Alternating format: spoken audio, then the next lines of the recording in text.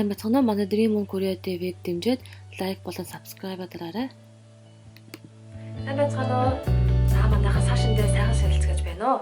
Facebook дээр гой дээлтэй зурагтай авсан хүмүүс айл хэсэгүүгээр эрхлэгчийн зарилгыг дагаад гэртээ гой шинэлсэн байгаа гэдэгт итгэж байна. Сүүлийн хэд хоногийн дотор халдвар авсан хүмүүсийн тоо огцом нэмэгдээд дэлхийд даяараа ерөнхийдөө айдас төгшөөрийн байдалд шилжсэн байгаа.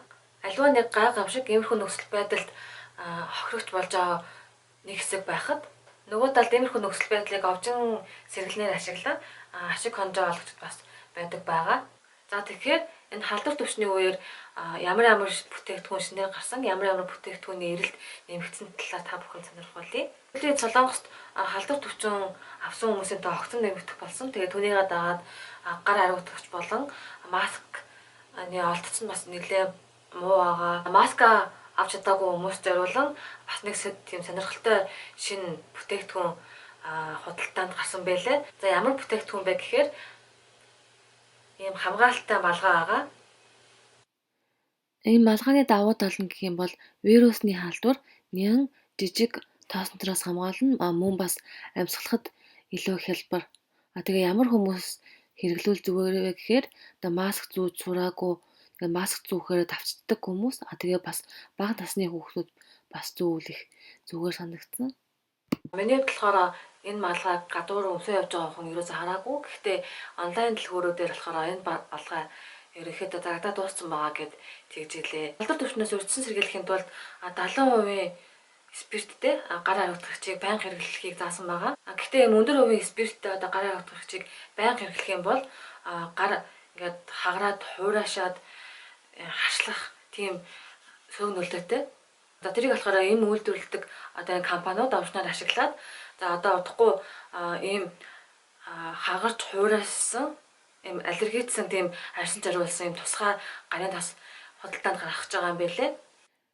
Мөн эм болон эрүүл мэндийн бүтээгдэхүүн үйлдвэрлэдэг компаниуд энэхүү халдвар төвчин тархлаа муутай хүмүүст илүү их халдж байна гэдэг нөхцөлийг ашиглан илүү их ашиг олохын тулд өөрсдийнхөө үйлдвэрлэдэг бүтээгдэхүүн дээр тархлаа дэмжих тийм найрлага нэмээд зах зээлд нийлүүлж байгаа. Тэгээ түүнээсээ их ашиг болж байгаа гэсэн тийм бас мэдээлэл байгаа.